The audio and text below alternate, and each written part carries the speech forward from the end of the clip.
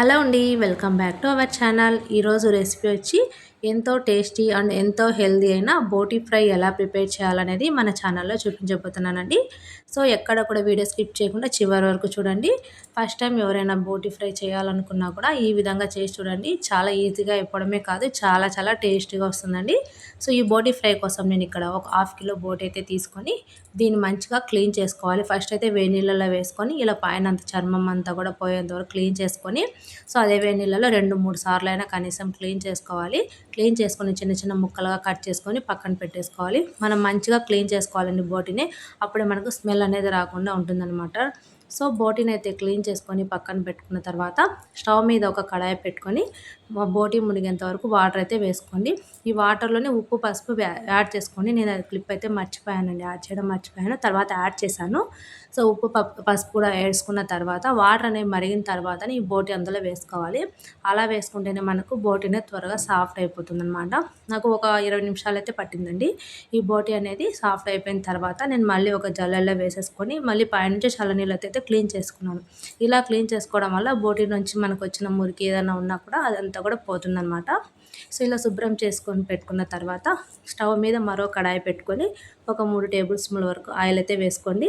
ఇందులోనే పచ్చిమిర్చి ముక్కలు, అలాగే ఆనియన్స్, కరివేపాకు వేసుకొని బాగా ఫ్రై చేసుకోవాలి. సో ఇవి బాగా ఫ్రై అయిపోయిన తర్వాత మనం ఒక స్పూన్ అల్లం వెల్లుల్లి పేస్ట్ కూడా వేసుకొని పచ్చివాసన పోయేంత వరకు మనం ఫ్రై చేసుకోవాలి. సో మీరు ఫస్ట్ టైం కనుక బోటీ ఫ్రై చేయాలనుకున్నా కూడా నేను చెప్పే ఈ ప్రాసెస్లో ఒకసారి చేసి చూడండి.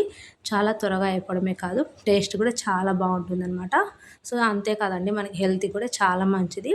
మనకి ఈ బోటీలో విటమిన్స్, ప్రోటీన్స్, ఐరన్ అనేది చాలా మంచిగా ఉంటాయి. కాబట్టి ఈ బోటీ ఫ్రై అనేది మీరు కంపల్సరీ ఒక వారానికి ఒకసారైనా తినండి. మనకి ఎలాంటి హెల్త్ ఇష్యూస్ కూడా రావన్నమాట. హెల్త్కి చాలా బాగుంటుంది.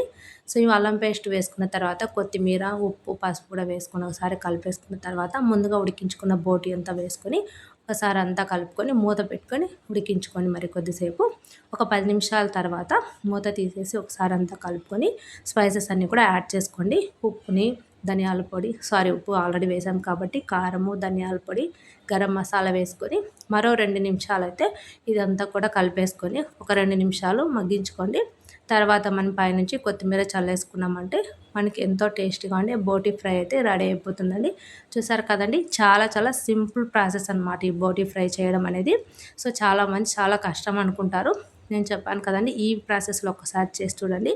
చాలా చాలా త్వరగా అయిపోవడమే కాదు, టేస్ట్ కూడా చాలా బాగా వస్తుంది. మరెందుకు ఆలస్యం, వీడియో చూసారు కదండి, మీరు కూడా తప్పకుండా ట్రై చేసి ఎలా వచ్చిందో నాకు కామెంట్లో చెప్పండి. అలాగే వీడియో నచ్చినట్లయితే మన వీడియోకి ఒక లైక్ చేయండి, షేర్ చేయండి. ఇలాంటి సింపుల్ రెసిపీస్ కోసం తప్పకుండా ఛానల్ అయితే సబ్స్క్రైబ్ చేసుకోండి. Thank you for watching.